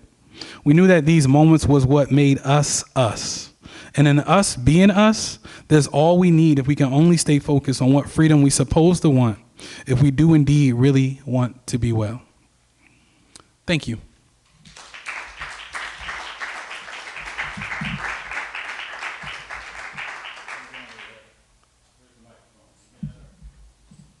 So to warm us up to question and answer or comment, no, you'll be the guy to share that. Can you get this in? Thanks. I want to share some of what I got from what Chris said today. So they're really cryptic notes, but one thing I got to say about you, Chris, and the one thing that we have in common is that we understand the need to tell our own stories. That's number one. Number two is it's important for us to tell our stories in our own voice, which is super important and not always easy to do, especially when you come from a university that we came out of, 4 years of indoctrination of Catholicism and very rich people. They try to get you to talk a different way. I remember coming home off of campus, and I'd be with my friends, and we'd be out hooping or whatever, and they say, what you say? What you say? And then I realized I'm not talking like the people at home. And then by the time the summer's over, I get it right, and then I go back on campus, and the people on campus are, what you say? What you say? I said, I forgot to talk like you guys. So we learn code switching early, but we don't want to internalize it either. Just some quick hitters on some of the things you talked about. School outcomes, you talked about that a little bit early on. Some of the work that I'm doing now, and it's just been gifted to me, the opportunity to travel the world to connect supposedly Chester schools to study with international partners, Japan, India, Taiwan, Indonesia, is one of the opportunities that's come up recently. And for the guy who's guiding me through this whole thing, I keep telling him, I'm like, I'm not connecting you to the Chester schools. I am not going to do that. But I'm going to connect you to some really bright Chester students. That's the objective here. Because I just don't have a lot of confidence in putting anything in the hands of the school district because it's been so dysfunctional for so long. And I can say that in this audience. We want to see a change, but it's not coming anytime soon. You mentioned 2008. 2008 was a very pivotal year here in the city of Chester. It was the year the stadium was built, Philadelphia Union. I got to point that way. It was the year that Harris came. But you mentioned 2008 as the year that Obama went into office. And because of Obama and his magnetism, especially in a community like Chester, all those old Republicans who were registered Republicans finally could break that shackle. They finally went out and en masse registered as Democrats and voted him in. And in voting him in, they voted in an administration that for over 150 years had been mostly Republican here in this city. I sometimes mention as a joke, but it really isn't a joke, that I wish Obama had waited 4 more years to run, because the city was just about to get out of that financial stranglehold that it was in with the state. They were that close to surviving what was called Act 47. But in 2008, the people who were in power were gone. And a new set of players came in who didn't have the resources, didn't have the knowledge, didn't have the contacts, didn't have the connections. And some of the companies that are right around us within a couple blocks who used to support the city with real money stopped giving that support. Mayor Linder, who was that mayor who came in, often says that I started with like a $50 million, $500,000 deficit just on my first day coming into office, or his first day coming into office. It's also the recession year, too. There you go. And that was also the recession year. So when you look at the stadium area, you got the stadium, you've got a big open space, and then you got the wharf building over there. The whole concept was to build retail and commercial businesses between those two areas. That never happened because they had to squeeze every dollar they could just to get the stadium built because of that recession. When the political thing changed here in the city, those investors said, I don't know if I'm comfortable working with that new administration, and they've never been back. What else do I have here? I think about what you wrote. Justin Tibble's back there. He wrote a piece just a couple weeks ago, maybe a month ago now, about Chester needing quadruple bypass surgery. And he was talking about how many organizations in the city are in receivership. So the city's in receivership. The school district's in receivership. The Chester Housing Authority has been in receivership. No, the Chester Housing Authority is under government oversight. Crozier Hospital was in receivership before it closed. And in all fairness, the Chester Stormwater Authority should be in receivership or just straight up bankrupt for what they've done to the city. Your topic, this ain't no third-class city. Well, it is a third-class city in terms of how cities are classified in the state of Pennsylvania. In the state of Pennsylvania, there's only one first-class city, that's Philadelphia. There's only one second-class city, that's Pittsburgh, and it's all due to population. And there's a whole number of third-class cities, of which Chester is one of them. I thought it interesting to share with you that not all third-class cities are created the same, particularly in the form of government. So I have a list of all the Pennsylvania third-class cities, Aliquippa, Altoona, Beaver Falls, Bethlehem, Bradford, Butler, Chester, Coatesville, Du Bois, Duquesne, Easton, and they go on and on. But what I found interesting with this list is they talk about the form of government in these cities. And I'm just going to read the first 5 so you can get a sense of how differently they're all governed. Aliquippa, a commission form of government. Allentown, home rule, mayor-council form. Altoona, council-manager. Bethlehem, mayor-council. So you're starting to hear that there's different ways that cities are governed. I sit right in the middle here during a city council meeting. For some people, that looks really strange that you have a mayor sitting up there with his council, because you only have to look to Philadelphia, where you never see a mayor at a council meeting. Right? The council decides on legislation, and then they pass it to the mayor to approve or veto. We don't do that in this city. It was last week that we had the mayor from Earl, Arkansas. I say that with a little bit of a draw on purpose. He was the youngest mayor, the youngest African-American mayor ever elected in Pennsylvania. He's now 21 years old. He came down here to inspire some students, and he ended up inspiring a lot of adults with his presence. But when he mentioned his form of government, he said he's a strong mayor. So there's strong mayor, weak council, strong mayor. What am I? I don't know. But it's a form of government that just is way beyond what it should be, and we're looking to change that. A couple other notes here. Chester as an entertainment mecca, and I love the term that you use. You didn't say arts, but it interpret our experiences and desires. That's one of my visions, is that we bring Chester back into the art space. We can well, nothing's easy But we should be looking to bring theater and music and poetry and fashion and visual arts. And like you said, bring Chester to the larger scene. We know too many, especially young people, who don't ever leave the city of Chester until they're adults. There's no excuse for that. Well, the excuse is they don't have big boys like us to hold their hand and take them up there or give them a reason to go up there.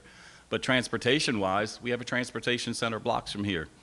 And many buses and trains go into Philadelphia for the moment. Communications in the city of Chester. It's hard to communicate to the city of Chester as a whole. Maybe 20 years ago, you'd go out and buy a Daily Times when it was 50 cents, maybe. For the people who didn't buy it, they would share it with others. The obituaries was the favorite page of the paper that everybody went to. You see who died. You look at local sports, whether it be Little League, Biddy League, high schools.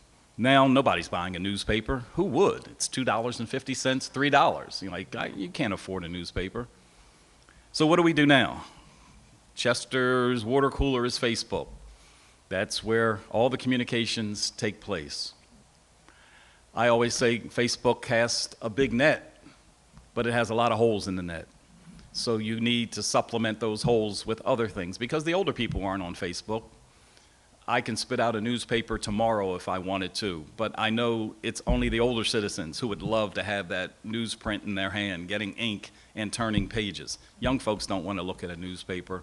So what do we do here in the city? We've to the extent that we can, maximized every form of communication that's out there. We're on Facebook with a couple pages. We're on YouTube with series like this. We'll put up posters outside that room there. Outside this room, there's a table there with literature. It's still impossible to reach everybody because I always hear all the time, I would have came to hear Chris Rogers, but I ain't know about it. Well, whose fault is that? It's really no one's fault. It's just us trying to discover how do you communicate to a town like Chester. But when I circle back, as much as I don't like Facebook, I love Facebook for the fact that for the city of Chester, it's just one zip code, right? 19013. So when you're using Facebook at its best, if you boost a post or put a little bit of money to advertise to 19013, you're going to close those holes in the net because it seems like everybody responds to the Facebook. I'm excited about your new book. I'm glad you read some excerpts from it. It's absolutely what's missing. As you were reading, it made me realize that there have been a lot of great books written about Chester, but it doesn't write about us.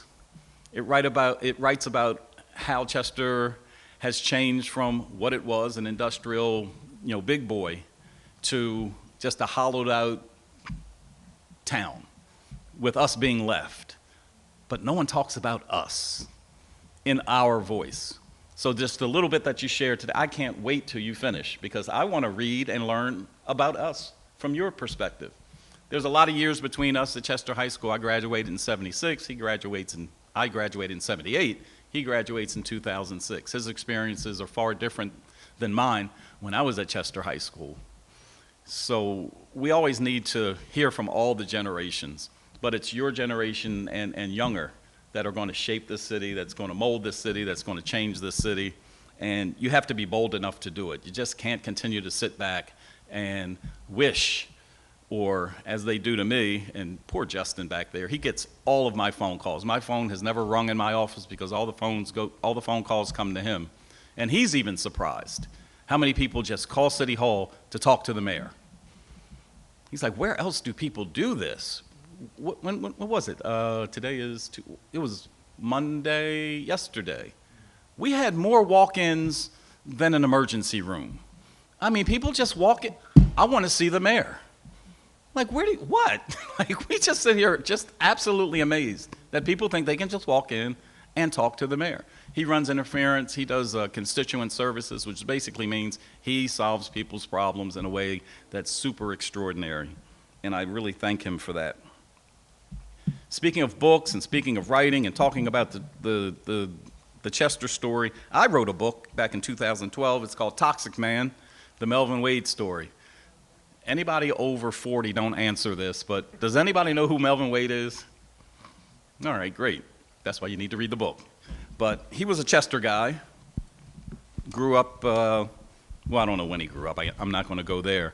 But in 1978, my senior year in high school, there was a fire right on Front and Flower Street, which was a factory that he owned.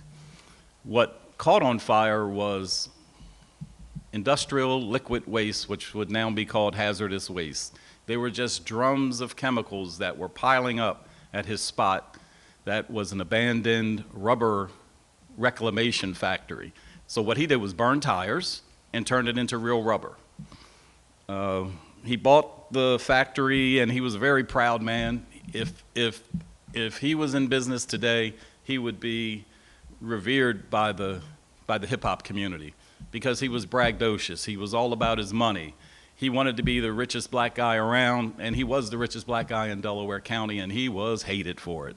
He was hated for it. And when his place caught on fire, the reason the story is so big, it's a couple reasons. Number one, a lot of people had died as a result of going down there and fighting that fire. No one died at the fire, but by sucking in all those fumes from the hazardous waste that had burned, all the cancers that you can think of quickly came upon those first responders. To date, probably 40 or more of those folks died, and they're still angry. You know, their family members are still around. They have sons, daughters, nieces, and nephews. I wrote this book only because I was walking into Clinton Johnson's office handing out my paper, and Clinton said, "You should write a story about that guy." And I said, "Who's that guy?" He says, "That's Melvin Wade." I thought he had died. I had not heard anything about it. When I met Melvin, it was 30 years after the fire. I sat down with Melvin and started talking to him. The stories were amazing. It was the first time somebody had ever got inside of his head. Everyone had told the story of the Wade fire, but no one had ever talked to Melvin Wade himself.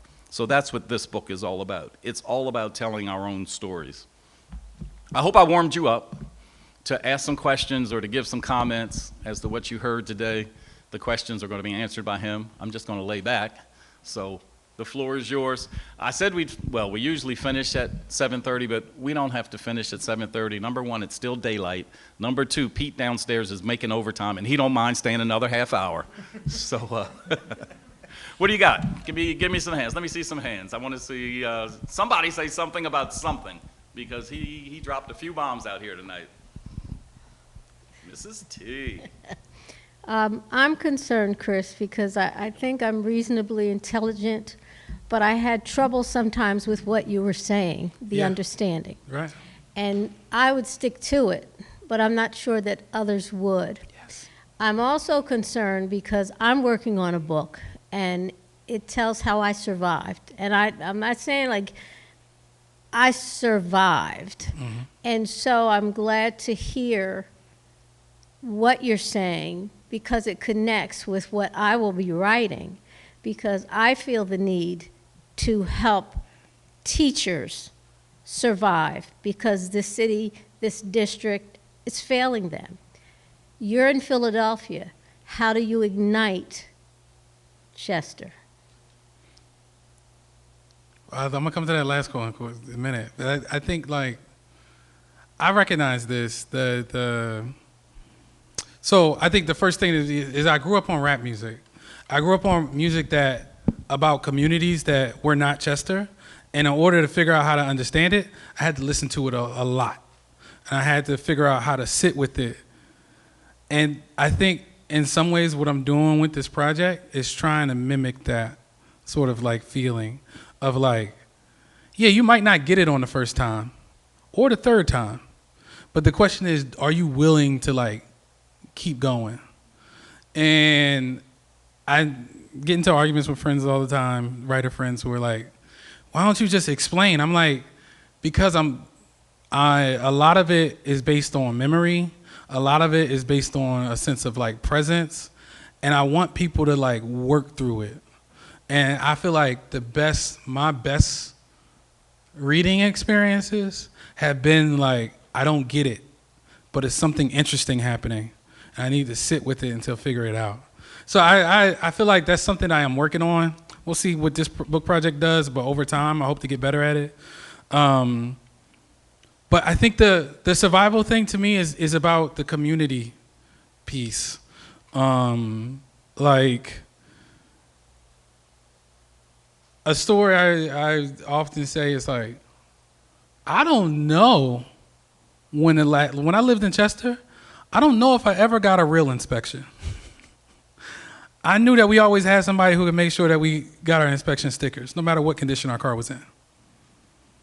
And it's that, like that form of, it can feel illicit, it can feel illegal, but it's someone who's willing to put themselves on the line to make sure that you can go about your way.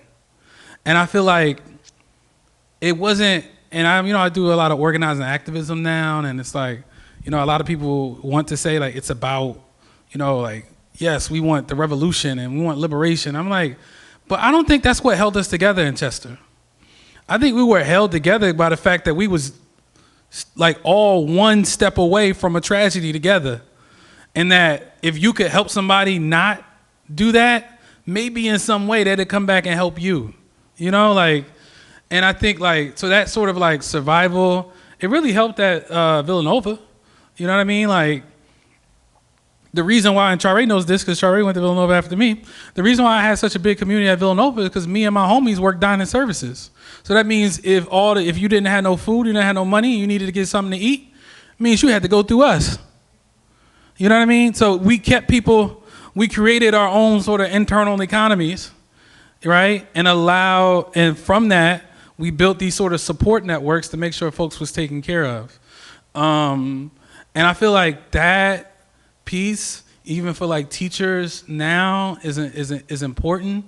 I'm writing an essay now that might come out in an academic journal about the differences between the work and the job of education. I know you were always amazing at that, of like knowing how to show up for young people and their families, no matter what the confusing ass policy says from the other folks, and like, but that takes like a real contextual thing, right? And it also takes someone who's like, who knows how to get it done rather than everything ain't, there's a time to go to the school board and make a defense of what the policy needs to be. There's also times when you need to just close your classroom door and make sure things happen the way they're supposed to happen. So like those things or lessons that I got, the last thing I'll say on that is the status I wrote the other day, is that in some ways the lackluster, the failure of the chaos of Chester Upland education was so helpful for me in the sense that I knew you couldn't rely on it. So you had to find another thing that you could rely on. And that meant like you do not take the policy serious. You got to figure out what you want to do. And you figure out what you after, and then you figure out where the rub is, And I feel like Chester definitely taught me that, and I feel like a lot of us continue to live that, of making a way out of no way. You know what I mean? Some of us get in trouble for it, but it's a tradition, of like, we going to get what we need to get to survive and get like how we get over, And I thank you because I needed you to say that. Because that's the key. And that's why you, as brilliant as you were back then, and you didn't include that piece where Miss Beverly put you out of class. I thought that'd be too much. I could tell it though. Yes, you can, and you should, because people sometimes don't understand that they have to step out in their reality and deal with the consequences, because you certainly did. And I think that's when we became really close, because you came to me. Guess what? She put me out again. Like, oh, God, what did you do? So having someone to talk through it, having a system, and our young people and our teachers, they don't have systems in place and didn't know or couldn't or chose not to create survival systems within their own communities. And I needed you to say that because you were considered a nerd, but now you're such a smart nerd. You're a cool one of those. Right. And I needed you to say that and have it recorded. So the point on that, and it's a story that I recounted, and Ms. Beverly's story is entwined in here. I recently did an interview with some fourth graders up in Philadelphia at Jubilee School. They was asking me about like my childhood experience and like how did I get this. Now I don't know. Chelsea might remember this. Charlie probably don't. Is when I was in the 4th grade, my mom was entered into a raffle at Boscov's at Granite Run Mall for our iMac computer. We won. That iMac computer with the AOL. So we had the AOL. I was on, before most people in Chester had a computer, we had internet, you know? And we was figuring out how to access stuff and, you know, look at little Allen Iverson videos and pull different things up. And yeah, that sort of like learning got me going. Because then eventually, now I'm the one who has the, you know, the music, you know what I mean? And can move stuff around. Like that sense of a learning and holding it tight, but then also learning how to like serve. Like I had the music that I would listen to, then I had the music that I had because my dad forced us to pay half of the internet bill because he was like, if you want DSL internet, y'all gonna pay half. And we was like, well, we got enough economy coming in to be able to figure that out. But they also asked me about like when did I become an activist, and I was recounting the Miss Beverly story. So Miss Beverly, your beloved, rest in power. No, oh sorry, oh no, sorry. I am so sorry about that. But Miss Beverly, she was the secretary of the NAACP, and she taught African American history. And in African American history, she was doing vocabulary list in 12th grade. And I'm like, I didn't come here. I feel like I might have said this now. If I had this language back then, it still works. I said, I didn't come here to learn how to spell segregation. I come here to learn what it actually is. And she kicked me out. And I think the incomplete story there that I was telling children about is I didn't understand the pressure that teachers were under No Child Left Behind. And the type of like test prep that determined whether Chester High or Chester Upland would be funded, that was also tied into that. All I knew is that you're not teaching. This is not teaching. You just giving us worksheets. You just doing busy work in front of me. And I always had a struggle with that. Like, I don't like busy work. I like to do something that's real, that has a challenge to it. And that was the things that really got me going. That's why I created a whole radio station. Like those, but it wasn't always that was available to you in Chester. You had to make it up. So I always say like, you know, my homie Dre would be like, yo, Chris, you was the smartest kid in 12th grade. I said, but I know somebody who had a Jeep on 22s that was in our same class. You telling me I'm smart? He got a Jeep on 22s. He's my same age. He must be doing something special too. You just looking at me. There's some other smarts going on right now. So yeah, I just think about that. Like, where do we find challenge? Where do we find rigor? You know, but how do we also honor the rigor of like surviving? You know? Sorry, Miss Beverly. Well, first of all, read Dostoevsky, brother. We'll have to talk about that. My commentary is really kind of embedded in a thought. Just unbelievably just proud to see this and just taking it in. Yeah. I don't really believe in the idea of like the beautiful struggle, not just quality and others. I believe there's beautiful people and there's the struggle, and you know, but because it kind of to me ties into this notion of like redemptive suffering. Yeah. I think we done suffered enough. But when I hear you, I think you do just an amazing job of sort of bringing out that beauty without what troubles me oftentimes when I hear people kind of something beautiful, because there's a brother that once told me, ain't nothing sexy about struggling, you know, and there's a way that you can, I think, treat it, and you just do an amazing job of it. And growing up in the Reagan era, 80s, there was nothing beautiful about the crack era, that struggle, you know, but there's beautiful things, love Rakim. So I just think the way you handle that, I just want to nod at that. But I wonder how that lands with you. How do you deal with sort of looking at some very ugly conditions, right? You need to make demands on the state, which you came through, but it's not, you're like, oh, I went to had this terrible school receivership or the situation. Right. That's beautiful. That's not beautiful, but there's beautiful people, right, that are dealing with struggles as opposed to this beautiful struggle, or, right, black folks, other folks, and we're just like sufferheads, maybe as Fela would call us. So I just wonder, within that soliloquy, man, the question for you, just beyond just what I love, what I've heard, and I need a signed copy of that book, is how does that concept land with you, and how do you deal with that idea without without sort of reifying that struggle, without trying to deal with redemptive suffering and, hey, we just black, beautiful, struggling people all the time. Right. How do you deal with that, and how does that show up in your work? I really appreciate that. I mean, I got a couple quotes on that, right? First, I pulled up my first published book called How We Stay Free, which is the edited anthology of the uprising in Philadelphia 2020. HowWeStayFree.com is still available. It's in all the bookstores. You can find it anywhere. And how we start that is like, freedom is not a destination. It's a process. It's a commitment. It's praxis. I think a lot of what I call the beautiful part is like that work, that like when you're in a meeting and you're trying to figure out what is the thing that's going to actually hold us together to be able to do something tomorrow. That to me is like is the art, right? Of like, how can we actually create a bond together to get through this, And I think like that part to me, it has a beautiful thing to it. I think the other thing is like, and Tony K. Bombara teaches me this, of like, I am not focused on the end. I put out something the other day with Abolition Journal, which is a new journal we're starting in Philadelphia.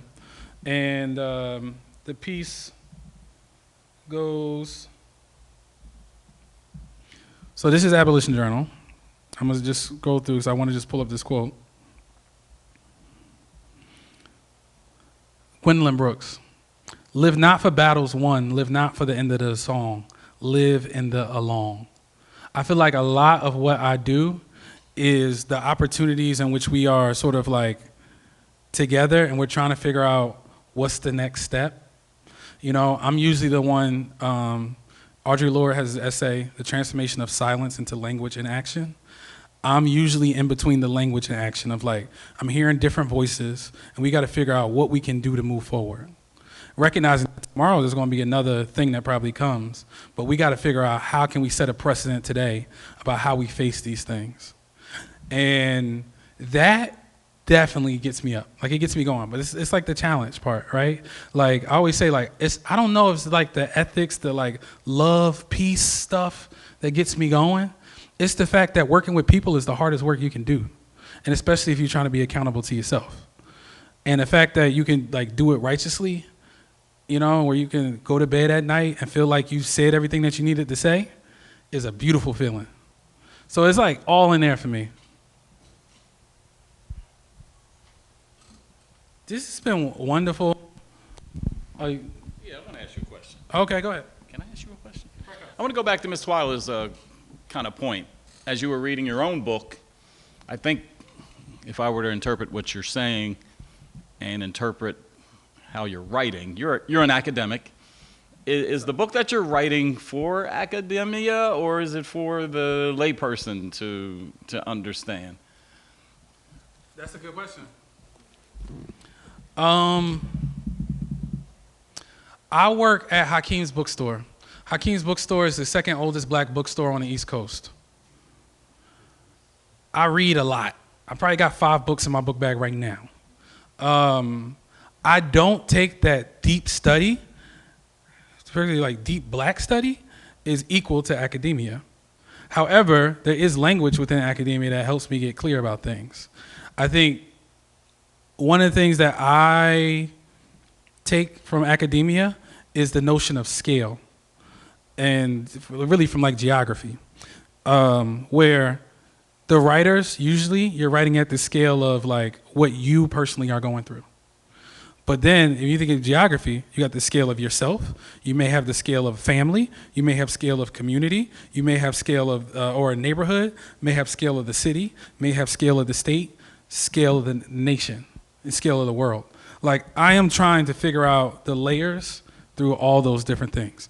And in order to do that, there is some like language work that I have to do, but I think it's important because it shows the context. Because a lot of us get caught up in thinking that it's just us, or we get caught, as Chester is always perpetually caught in, these interpersonal battles, and we lose the entire, idea of what's happening up top. We lose the idea that Governor Shapiro was once the Attorney General and approved the sale of Crozer Chester Hospital to Prospect Medical Holdings. And then now, as governor, is like, well, I don't know what y'all going to do about that. And like you forget, like, so it's like, how do we think about these multiple scales of how we exist? Because it's always present, and I'm trying to bring clarity to it. And obviously, I think like the poetics of it, figuring out how it all works together. But I do think that if we just focus on the interpersonal talk, we miss so much of what's happening that is like on our backs. And I'm trying to figure out how to do that in the writing. And yeah, I came out of a 5-year-long PhD program, so I'm still figuring out how to get back to it in story. And that's why I have these parties that we do, and I can have conversations with everyday folk trying to figure out how to translate these ideas that I be talking about in ways. And that's why our brother Naps Mosley will be like, Chris, why you always in the club having real conversations? Why can't you just chill? And I'm like, because I'm trying to do something here. One more from me. We hit on a little bit about Chester's, how can I put it, appetite for activism. And you kind of pivoted right to Chester's penchant for mutual aid, I'll put it that way. We're really good at that. Sometimes I think it's time to hit the streets with some of the stuff that we're hit with here in the city on all levels. You guys did it in school as students. You see Ms. Zuline Mayfield, you know, she kind of centers herself on that environmental racism, environmental justice.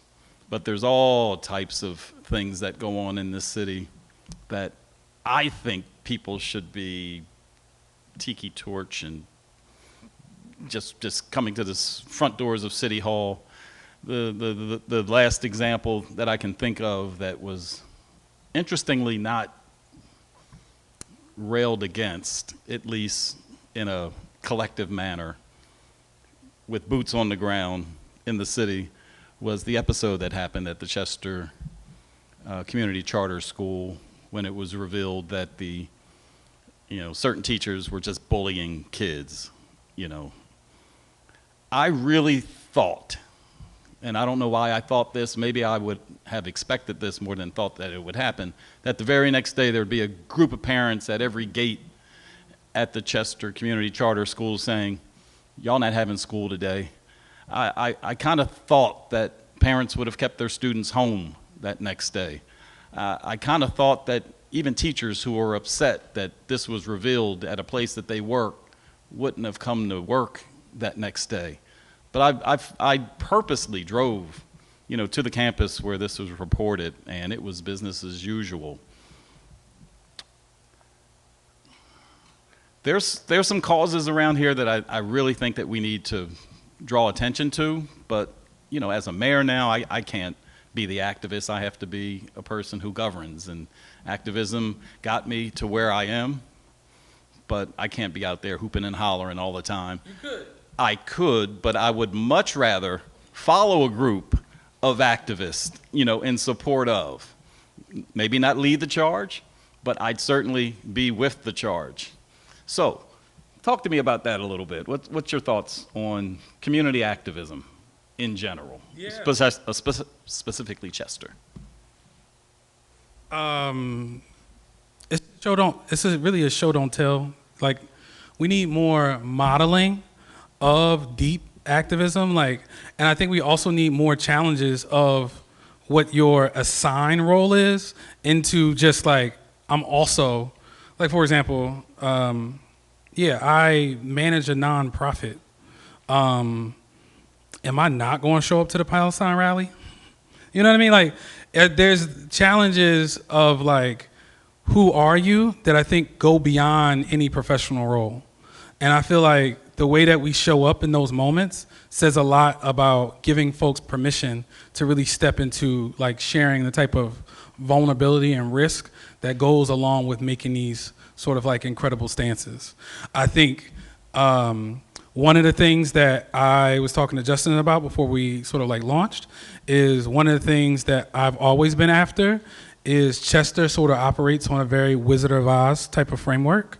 Like you said, they call the mayor and say, Mayor, can you do something about this? And the challenge is the type of civic literacy that is available so that folks understand the choices that are available to them. Choices that are available to do something about a problem, which their representative can take one path or the other. Folks don't know that. All they know is that, oh, I'm supposed to tell my problem to this person, they're gonna do something about it. I think we can be even more clear about like what strategies are there. Take like Covanta, right? The call has been to close Covanta. Do we have the power to close Covanta? That's rhetorical, right? Well, I mean, you're the mayor. Okay. I'll respond to that. All right, but those are things that have been on the table and the calls have been made by the people in the community.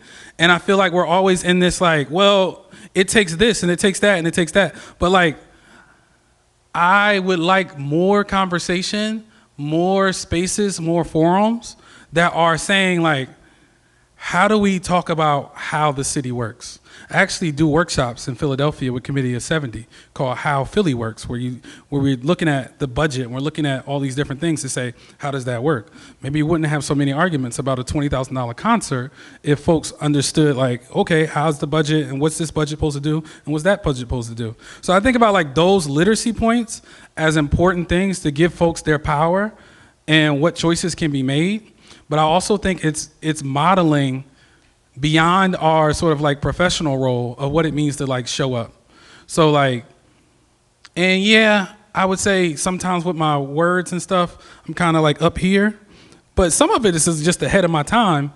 And I find out that the thing I was saying come out 5 years later it becomes a whole thing. And I'm saying like, how do we continue to create an archive and a record of folks who have stood up, who have said something, who noticed that private equity was about closing hospitals in black and brown communities and said, hold up, who's this Prospect Medical Holdings Company and what they've been doing in Rhode Island? Like, how do we create more spaces for folks to be educated about how to do something?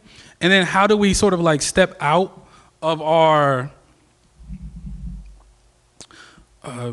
if I was teaching an abolition school, the term would be like captive maternal through Joy James, right? This idea that we are conflicted caretakers of a system that has nothing to do, like that is not trying to invest in our life.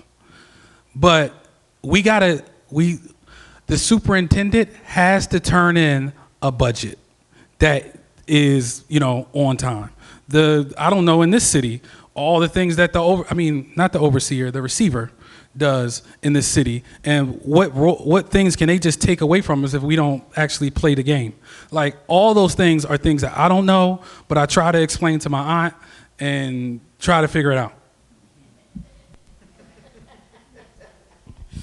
All right, we'll close on this one. Being a mayor is very conflicting in a city like this, very conflicting. So let's talk about that Covanta a little bit, or Reworld as they're called now. I could be on the side of, well, they give us a guarantee $5 million a year. And as a city that's hurting for money, I don't want to mess with them. But then in the reality of the situation is they've been giving us $5 million a year for 20 years. So something was wrong with that original deal, right? They make a lot of money over there and they're still giving us $5 million a year because that's what we signed up for. That's crazy. Can I close Covanta? I'll say this. Can I close a nail salon up on Avenue of the States? For closing a nail salon or closing a Covanta, I've got to have pretty good reason. As legislators, as mayors, as councils, we can create situations that make it very difficult for businesses like that to do business in this city. Does my council have an appetite for that? Do they understand what legislation is? It really gets back to your point, civic education. It's got to start early. I can tell you that, my council and myself to some degree, we don't truly understand all the power that we have. I'm in that government space and I learn from my receiver, I learn from people in government. Even Justin has a master's degree in government, what's it called? Public administration, there you go. So why do you think I hired him? because I want to be around the bright minds and understand this space. But when I'm working with, 4 others that don't have an appetite for continuing learning, and I'm not criticizing them because they do just what we just talked about in the last question. They provide mutual aid all throughout the city, and that's how they feel as council people. They contribute best by being out on these streets. We have one council lady who feeds the city. We have another one who's chasing our license and inspection people around and demanding that these spaces become safer and that people get violations and fees and fines. We have another one who's bringing us the Hometown Hero banners that will be coming out on Memorial Day. And we have yet another one who's been in the streets department so long, she just continues to complain about all the things that happen on the streets. But we collectively have to start at a really early age, and that's why I'm excited to do this global schools type program, because it does start at an early age, whatever the topic may be. You've got to start at an early age, and if the city of Chester needs better civic leaders, we got to start teaching them at a very young age. We have to get them in student government roles as early as fourth grade. I started my high school career at Archmere Academy, and one of the things that they do when they elect student government, they bring you into an auditorium and they simulate like a national political convention. I had never seen a national political convention on TV. I walk into that room and I didn't know what the heck was going on. They had people in Uncle Sam costumes, they had red, white, and blue balloons and bunting, and they were giving speeches. I was absolutely lost. When I look at a political convention now, like someone running for president, I totally understand what's going on, and I kick myself in the butt for being just so stupid back in 9th grade, not having a clue. It's not because I was stupid, I just wasn't exposed to that. So in order to get better city government, we've got to, oftentimes they say, you have to know who you are electing. But even in this upcoming election on May 20th, the primary, we have 2 candidates running for council. It's the same 2 that are sitting up here now. Why aren't there 5, 6, 7, 8, 9, 12 more candidates that are ready to take the helm? It's because they're just not ready. Or they don't feel as though they want to come in here and deal with, issues that had happened in the past. Things are changing here, a lot. And we want everybody to pay attention. This lecture series is all about having these type of topics come up so we can discuss them, so that we can go back home and begin to think. They're never super well attended, but this is a great attendance. But what we've done in City Hall since I've been here, those big screens weren't here before. Those cameras weren't here before. We weren't recording meetings in high fidelity, putting them out on YouTube and on our website. So we're using modern, that's not even modern technology, but we're getting up to date in ways that we can have people engage with us even when the doors are closed. So Chris, I just want to close with saying you are amazing. I've got so much respect for you and what you do, what you continue to do. Sometimes I don't even understand what the guy does, right? I'm looking at stuff, I'm like, hey, that's him, but we see, nobody understands everything that he does.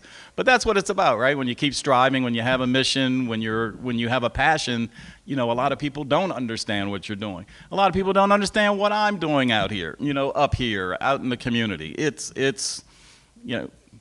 Chris and I are pretty unique in who we are in a city that is not a lot like us.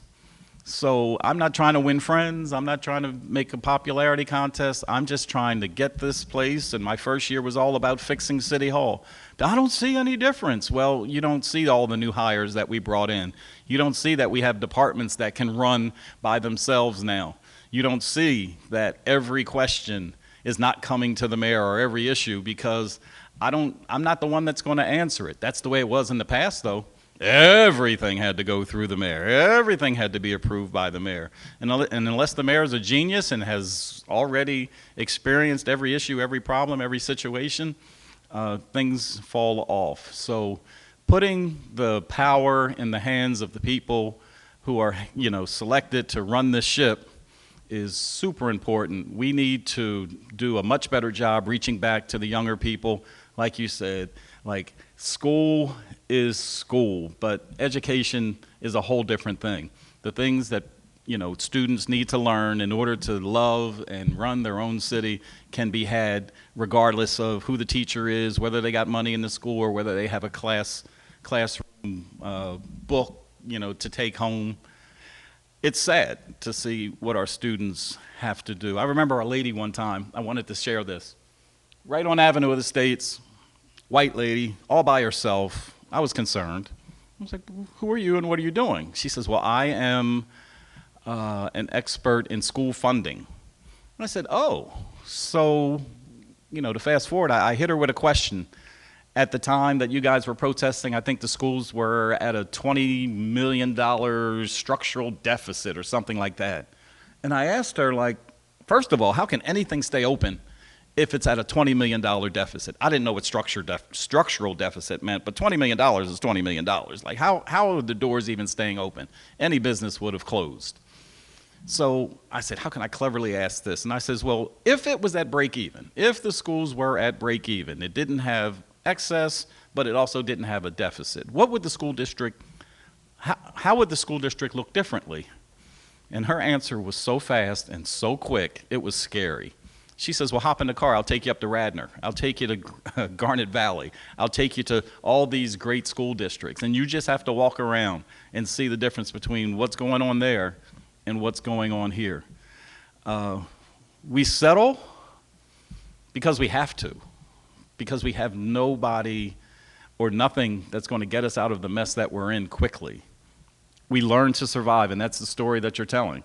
What I'm so anxious about in reading your new book is just to understand this dynamic of the 4.5 square mile people and how we survive, and to hear it from you, you know, a guy who, you told just a part of your story growing up without your parents, you know, in 11th grade, but, you know, I know for sure how you, your brothers and sisters just all stayed in the house and pushed each other to make it through. That's crazy. That's a story that you don't hear.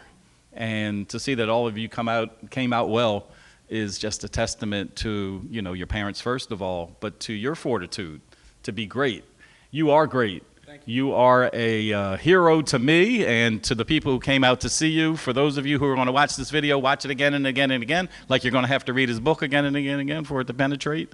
I don't even understand the King James Bible sometimes, and you know, that's written in a way that I have to read several times for it to sink in. So don't be scared of reading. Don't be scared of revisiting things that you do read, because everything that's written isn't written for you, but it's written for you to learn from. So to Chris, thanks for finally getting here, being part of the mayor's lecture series.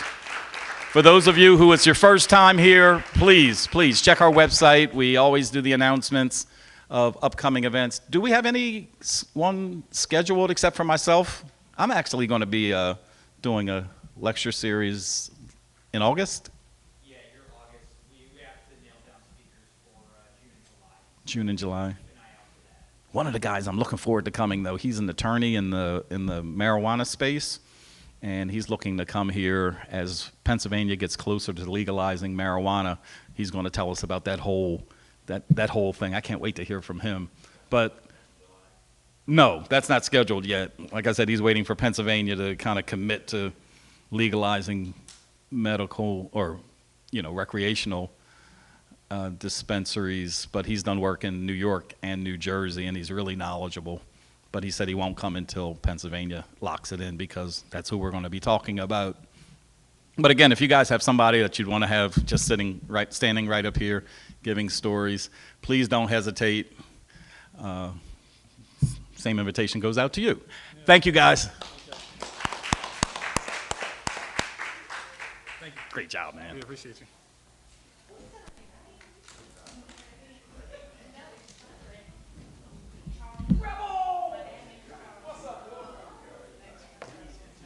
Thank you.